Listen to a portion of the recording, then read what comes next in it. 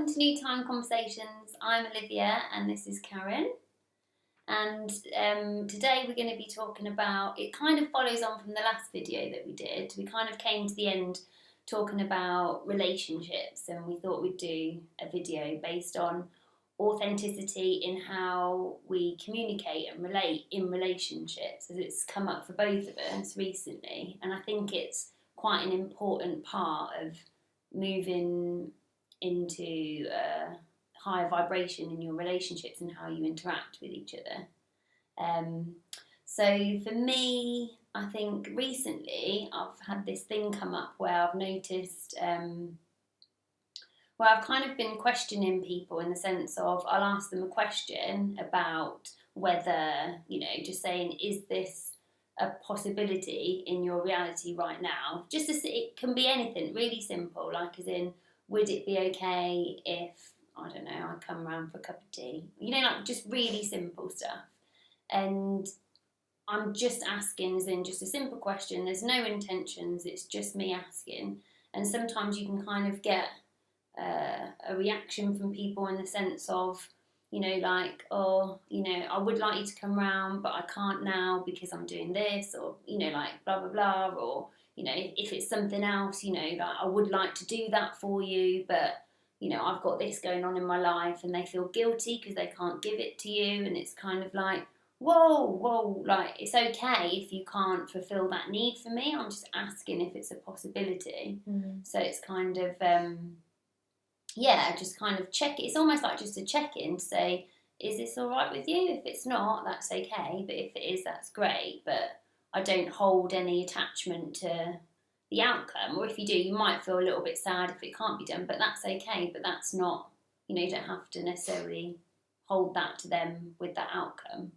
So for me, that's something that I've found really interesting working with people, and kind of seeing how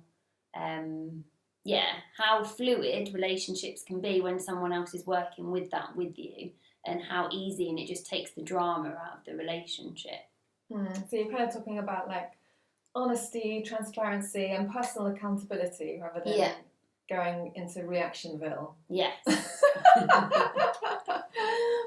And and we did do another video all about kind of like, speaking truth and stuff like that. But I think it's getting more and more relevant. Yeah. Like this like real need for like deep honesty and to feel safe, isn't it? It's like to be safe, that you can be honest and another person can be honest. And for the freedom in that you can both be honest with each other, and you're not gonna go into like reactionville, basically. Yeah. You're not gonna go into a big drama mode, because you can feel that each of you is just coming from your heart, and I still get held hostage by this, Yes. And this is still something that I'm like really learning and really want to learn more and more and more, to become more and more unapologetic. In a way that isn't careless, it isn't reckless. It's not like I'm going to sort of how I like, and it's your stuff. It's like from the heart, this is my truth, and be able to just share things without anything attached to it. And that's something that I noticed the other day as well, when, because we have all these societal rules about what's polite, what's da-da-da-da-da. And it's just all rooted in old-time people-pleasing energy. It's not what we think of as being kind and considerate and polite is almost like a kind of wrapper around like a void in the center. It's like, whereas if we were coming from a place of like, we could just trust that we're all in our hearts and we're all in a place of love.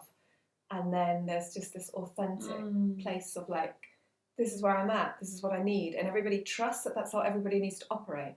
So the other day, we hadn't seen each other for like 3 or 4 days or something. And obviously normally, Olivia came home and loads of things have happened for both of us. And normally, or the normal paradigm would be that, when we'd see each other, we'd sit down and have a cup of tea and we'd catch up, or like there'd be, there would be soon some kind of like, hello, how are you? What's been happening?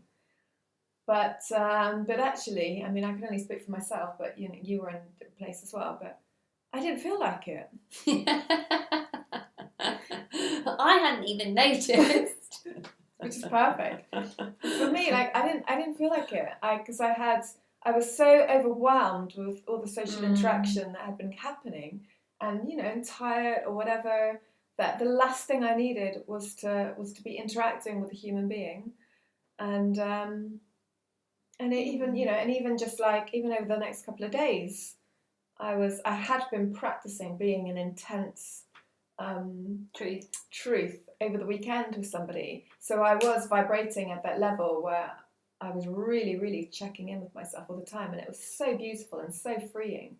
So then when you were here, it was like at any moment where our paths crossed, it was like, just down to like, do I feel like saying hello right now?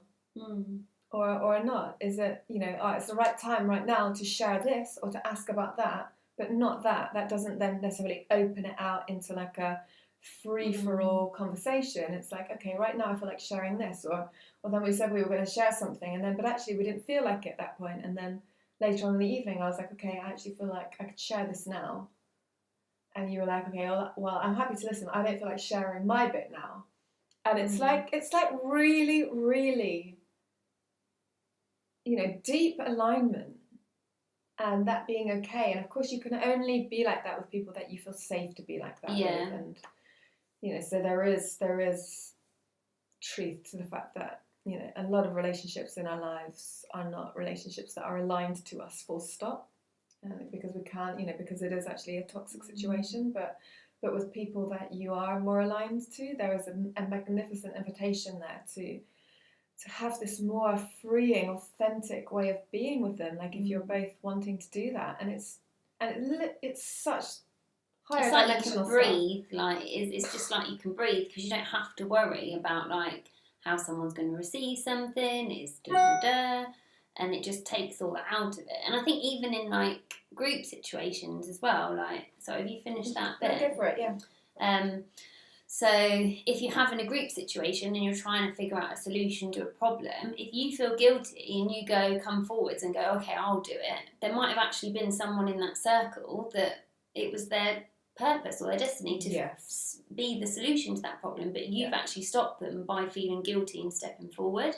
So again, it's that trust of whatever's meant to be the solution is here, and if I'm not feeling it and it's not resonating with me, then that's not my job or thing, and I don't have to feel guilty, because I know and I trust that what is meant to happen will happen, and the right person or thing or whatever will step forward. It's like basically there's always this divine plan, but we are constantly interfering with it all the time. I mean, that's basically it, isn't it? Like we're constantly interfering and blocking the natural flow because of all of our human, egoic, societal ideas about what we should be doing and how we should be behaving. Yeah, that's it. and this is also why like so many romantic relationships break down, because there isn't the space for two people to be honest with each other. We're so pent up with our fears that it's like, that someone may say, oh, I don't I need some space for a couple of days, so I don't feel like... what does that mean? What does it... And you've got a whole story going on. It's like, relationship killer. and there's there's a lot of teachings around masculine and feminine relating, and what actually does keep the love alive, when you have like the woman being the woman and the man being the man, and what does that mean, and what is that the right communication to allow love to be kept alive. And there's a lot of different stuff that we could go into, but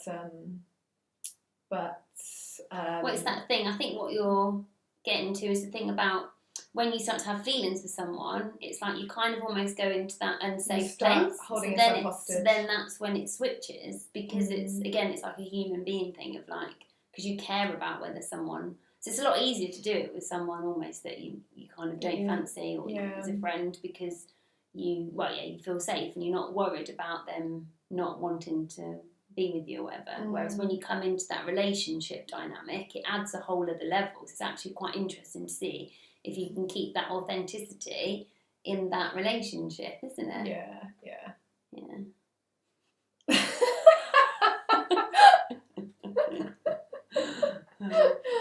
So yeah, I mean that's just another big thing. I don't know how we can possibly go into all of that right now. No. I think just the last thing on that note would be to say, yeah, like there is a lot of teachings about feminine and masculine out there, and I think you can start to try and be feminine, which is part of the teachings, but I think the true authenticity of the teachings is trying to say basically just align with the true essence of who you are at all times. Yeah, I mean what you're talking about, and just because it just sounds a bit confusing, but just for any women out there who are watching this. Gone off on a tangent. We've gone on a complete tangent. Feeling the feminine energy. For any women out there who have been looking specifically into relationships and the fact that there's often these communication breakdowns that happen, and so I've been looking for advice, and there are a lot of teachings out there from like certain life coaches and so on, and books like the Queen's Codes that guide a woman to come into her feminine essence as a kind of queen, that is rightfully kind of like honouring herself and her needs and her feelings, and not putting all of her focus onto the man and trying to please him and allowing herself to become kind of needy and codependent. So that's kind of what we're talking about, isn't it? And actually just reframing it in terms of what we've been talking about, that it is truly just about you being completely authentic, that that you're kind of like, this is my needs right now and this is how I feel right now, and you stay focused on your own inner being instead of getting drawn to that really extreme level, that quite intoxicating level of holding yourself hostage because you're trying to make another person think of you a certain way, feel about you in a certain way. And it's the same with any teachings. They can just be misinterpreted, and I think that's what can happen quite a lot with the feminine teachings, is that you almost try to be feminine rather than actually being authentically feminine, which is who you are. You kind of like it can happen where you're like, well, you're kind of thinking about in that moment whether you're feminine rather than being feminine. Exactly, yeah. It's another kind of spiritual ego thing, isn't it? Because you're taking on a role of something. But yeah, we're going. Yeah, that's the whole of the video. We're going off piste. Oh dear. Okay. All right, I think we should just end this now. Because we're just going to ramble and just get more entwined into relationships and feminine things. Yeah. Okay, well, thank you for listening. Bye-bye. Bye.